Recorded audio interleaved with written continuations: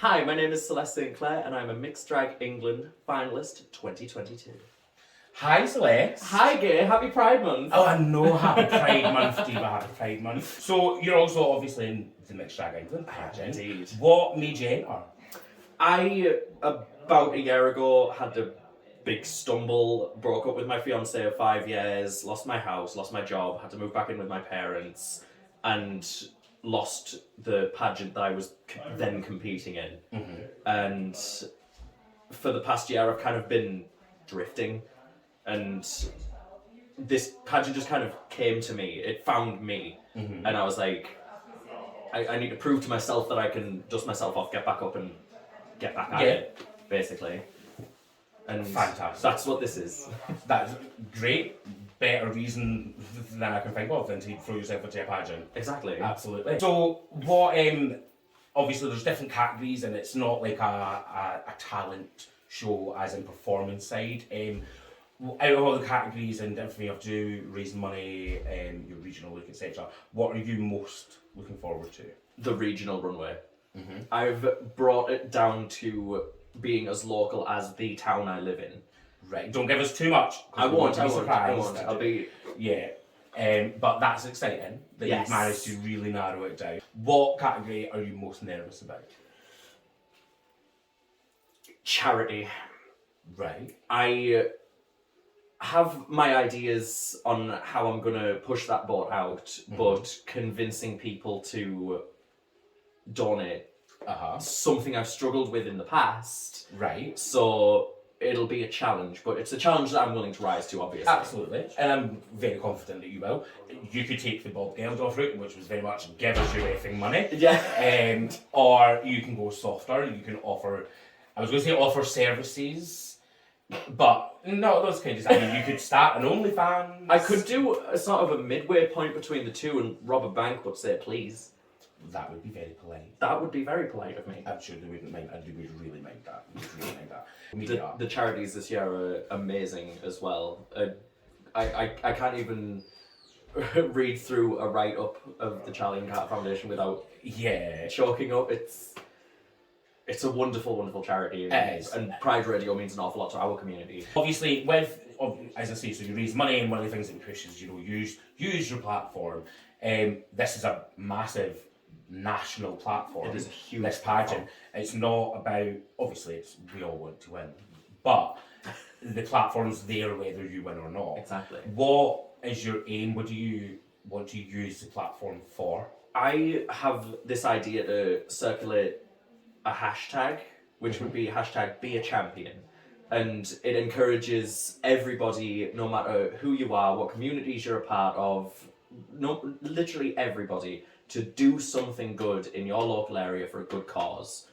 Be that maybe you do a walk and raise money for the local food bank, or maybe you go help somebody out in drag, or just something new, inventive ways to challenge people to do something good. I like that idea. I like that. I think that's a really good idea. I think it's something that can start small and build. Yes. Obviously, using social media as a hashtag, use social media, it's going to help you massively there. And so is that kind of your thing, is about community spirit? Community spirit. The smaller communities but also together. tying different communities together so that there's a connection there that maybe wasn't before. So the idea of getting your post in the Be a Champion tag to go around, making it unique and interesting. How did you do that good deed? Did you do something different with it? For example, anything I do is obviously going to be in drag, and I will be changing what I do every single time, so it's different. But it's always a good cause. There's always either a charity involved or a good deed that'll pull somebody to a better place. It's a really good way to use the platform and pull people together. And get everybody, and put a bit of kindness back. Exactly. Because that's missing a lot of the time. There's a lack of basic kindness in the world these days, unfortunately, and it's just part of the fight to bring it back. 100%. What, changing channels a little bit, what does pride mean to you? It means being confident in yourself, that you have the power to go out into the world, be who you are, love who you love, and challenge anybody who thinks that it's not okay for you to do any of those things. Because there is still a fight. And some people will deny that. Yeah. Lots of people deny it to my face, that there is no need for a pride in England because you've got the same rights and you've got the same pain, you can't go to jail for it. And I'm like, that's not the point. It's about the bigger picture. It's about people driving past me in the street and shouting fag at me. You know, these are all things that we still need to fight for. And until those injustices are gone, pride to me is the fight within yourself to combat that. I think that's exactly what in your personal or drag career is your proudest achievement? Oh, goodness. I think for me, it was shortly after the previous competition I did, I got a lot of local attention from the press, the Hartlepool Life, the Hartlepool Mail, the Teesside Live, the Gazette, all kind of got in touch with me and were putting me out there and putting my story out there. And not the exposure, but the platform that exposure gave me to local trans people, to local starting out drag queens, would message me on Facebook, on my Facebook page, and first of all, like, compliment me for doing what I was doing. But then it gave me an opportunity to say, how can I help you? I met up with two young trans men living in Hartlepool and gave them some spare clothes that I had from my boy life that I didn't wear, and I gave them something that would help them feel correct. And I met up with starting out local drag artists and I gave them the old drag that I wasn't using anymore so that they had something to start off with without spending money on it. Because there's kind of a weird stigma with drag at the moment that it has to cost hundreds. You need to look expensive, and that's not what drag's about. No. It's just an art expression. So I have a random jar of questions. Oh dear. So dip in, pick one out, and I'll read it because it's in my handwriting. I dread to think. What three people, dead or alive, would you like to have at a dinner party? Marilyn Monroe.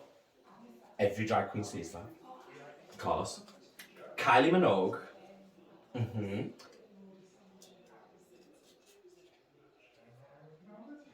And Bianca Del Rio. That's a random mix. It is a very random mix, but there's a reason. Why? So Marilyn, icon, can't not have her there. Yeah. Beautiful, gorgeous, poised. Kylie, another icon, love her to bits. Wonderful music, could maybe play during dinner. I'll egg her on to do the karaoke. Bianca to just destroy any sense of standards that the dinner has.